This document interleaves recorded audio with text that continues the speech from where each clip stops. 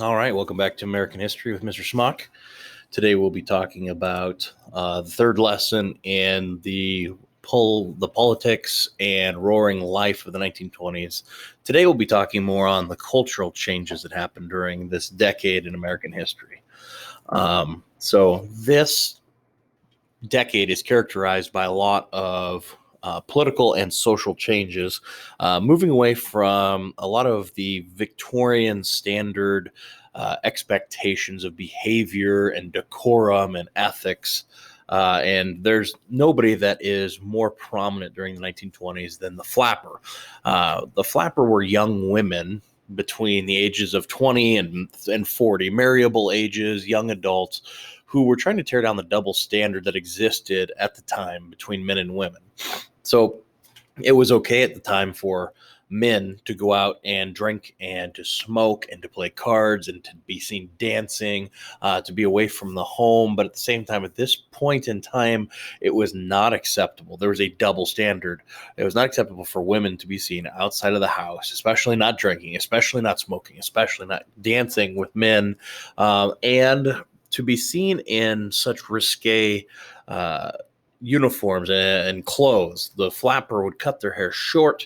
They would wear very short skirts. They'd wear very tight-fitting outfits to show off the female physique, which all at the time was considered very taboo. And so the 1920s, we'll see the flapper come in and will try to tear down the double standard between men and women that existed, and try to challenge some of these social expectations of the age. There's going to be some massive changes in terms of leisure time. For the first time, many Americans will enjoy some leisure, that they can spend some excess money that they're earning on entertainment or relaxing or starting a hobby.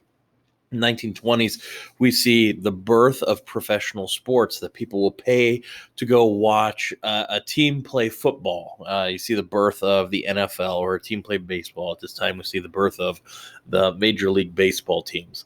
You also see the birth of high fashion, where people will buy clothes that are either pre-made off of shelves, or they will go to a fabric store and buy patterns and the new trendy fabrics to make clothes out of. And you also see a lot of fads during this time, where Americans will, for a week, 2 weeks, 6 weeks, maybe a month to 6 months, be really, really interested in something, and then it will go away. That's what a fad is, a very fleeting event.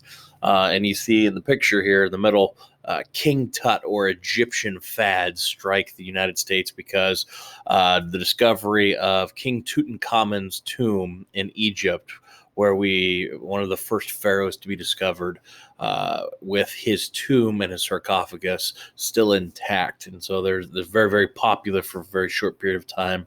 On the lower right-hand side here, you see flagpole sitting, which was a massive popular craze that happened for a very short amount of time.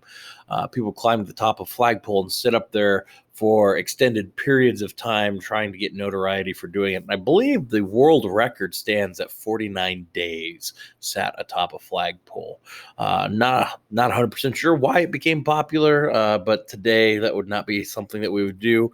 Very popular for a short period of time, and then not popular. And then off to the left-hand side, we have the Mahjong tiles.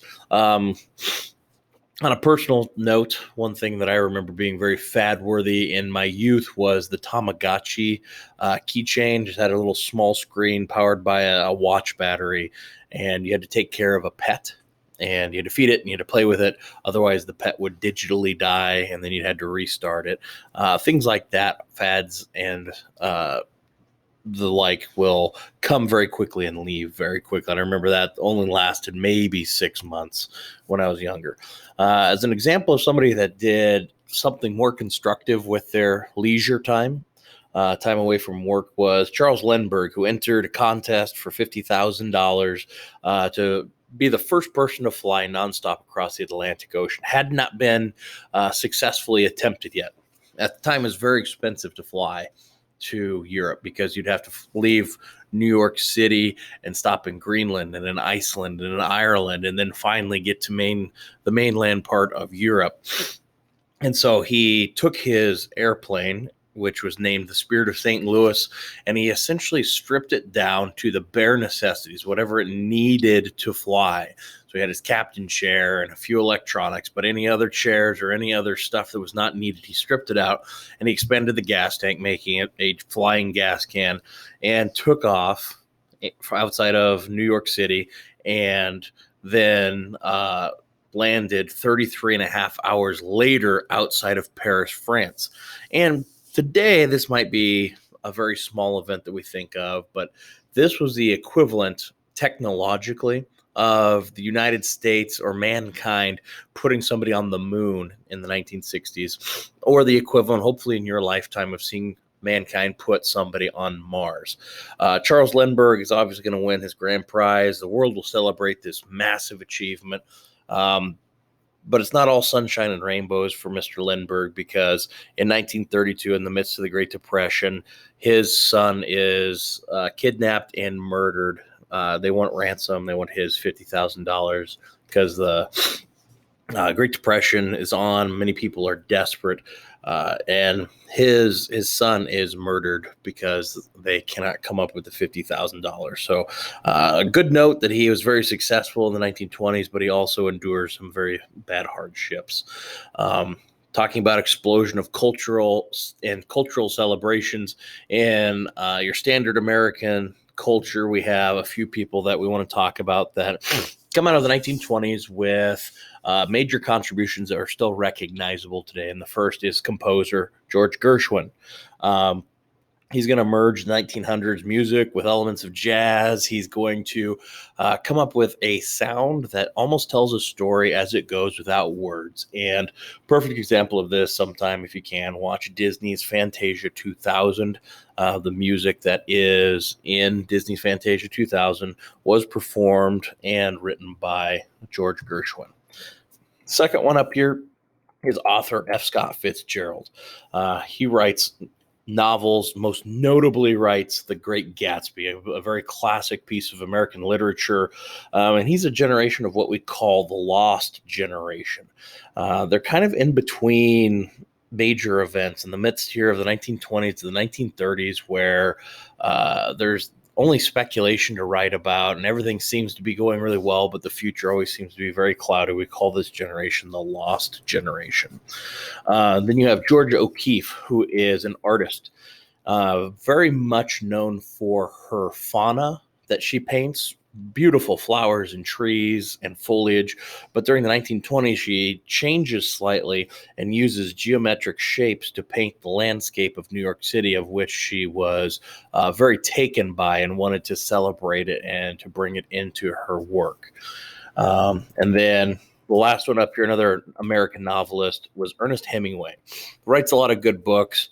I might have a little bit of bias towards him because, as opposed to doing research from libraries and writing books in his study or his office at home, Ernest Hemingway went out and lived it. He was out immediately behind the front lines for D-Day in Normandy. He went out and spent time in the Sahara Desert, and he learned from these experiences and then writes with experience into his stories, which is why some of his novels are still considered some of the best American works to this day.